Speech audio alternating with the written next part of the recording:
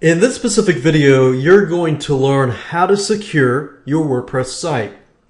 Now, apart from updating your version to the latest version, updating your plugins, deactivating plugins that you don't need, the question is, what parts of your site are vulnerable? Well, let's take a different perspective. Most hackers do two different things when they try to take down your site or try to enter your site. They try to access your files that are writable. In other words, they have the file permissions 777.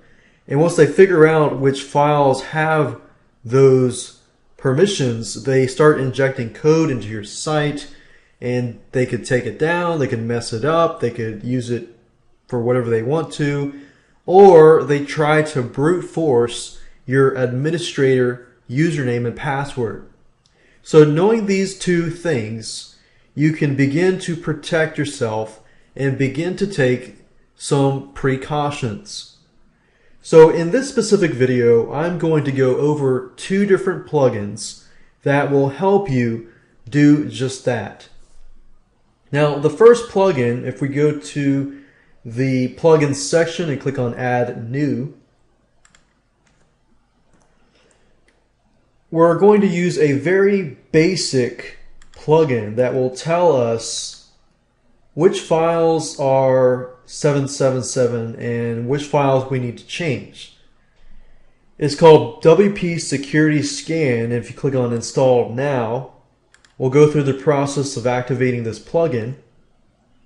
And I went ahead and activated it, and if you click on this here, it says WSD Security.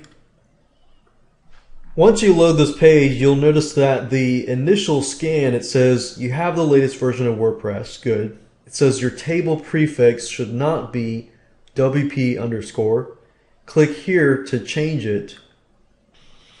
And what I like most about this plugin is it tells you step by step what you need to do. So in order to rename the database, it says back up your database. And if you scroll down to the bottom here, it says, before running the script, back up your database. Make sure this file is writable, and yes, yes. And we can change the current prefix to something else. And then you just start renaming. And once you go back, it'll tell you that it's changed. And under here it says your WordPress version is successfully hidden. WordPress database errors turned off, WordPress ID meta tag removed, and htaccess file found in the wp-admin. You definitely want to have a .htaccess file, so that helps to add a layer of protection. Now I'm going to go back under here and click on Scanner, and what this does is it pinpoints important directories that need to be changed in terms of permissions. For example, my root directory is currently 777, and as you can see here, it has highlighted the 777s, and they need to be changed to 755. So it tells you what it is currently and what it needs to be changed to. So all you need to do is log into the FileZilla FTP program, and all you need to do is locate these areas and change them back to 755. So in this example, the root directory funny teas, I need to change this to 755. Click OK, and then it says the themes folder and the plugins folder need to be changed. So if I go under WP-content, click on plugins and themes, right click and click on file permissions and change these two. And if I go back to the scanner and I refresh the page, I can see that everything is corrected. So I've taken the step to protect my site in terms of permissions. Now you can be rest assured that all of the files that were previously writable are no longer writable. The second plugin that we need to install is going to help with, covering up people who are trying to brute force your username and password for the admin. So if I go back to plugins and click on add new, and we're searching for a plugin called Better WP Security. So enter that in there and click on search plugins, and it's the one at the top here. Click on install now. Okay, and we're going to go ahead and activate this specific plugin. Okay, so I went ahead and activated this, and if you click on the blue shield icon here, it says before we can begin, you need to create a database backup. So I'm going to click on this link here. And there we go. So now we can begin the process of using this specific plugin to protect the site.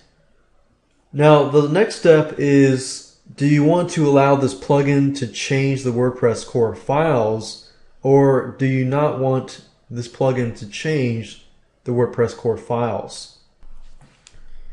In other words, if you are an advanced user, you can click on do not allow this plugin. However, if you are not an advanced user and you want to keep things simple, simply click on allow this plugin to change WordPress core files. Now we're going to click on secure my site from basic attacks. And what I like most about this plugin is it tells you what you need to do. So it gives you a step-by-step process, step 1 to 19. And everything that is green you can ignore. You're good to go. Everything that is in orange means that it's partially secured. Items that are in red are not secured. And items in blue are not secured.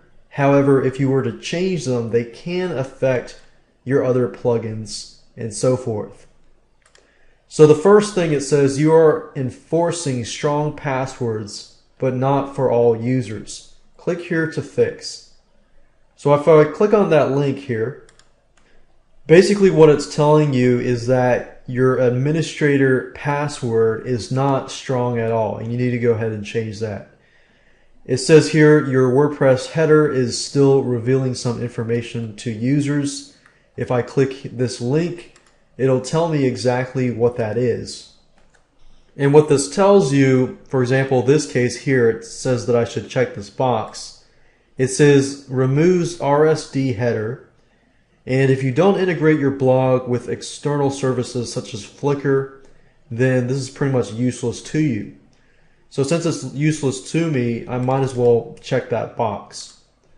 And I'm going to go back over here. It says non-administrators cannot see available updates. Okay, since it's green, I'm okay. It says the admin user still exists.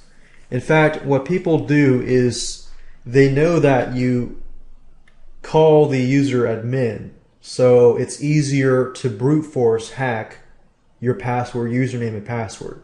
So they want to make sure that you change the username from admin to something else. So I could change that to, click on Save Changes. And the nice thing is you can do everything within this specific panel.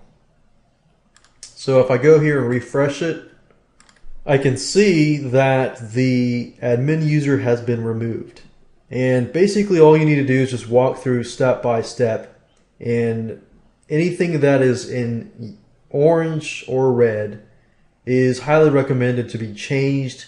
Anything that is in blue you need to be careful of, because if you do change something, it might affect your other plugins.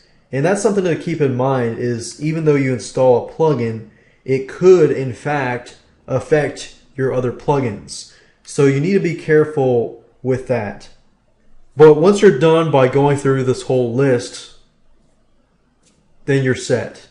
In the next video, I'm going to show you how to protect it further by installing a different plugin that will really secure your site and take protection to the next level.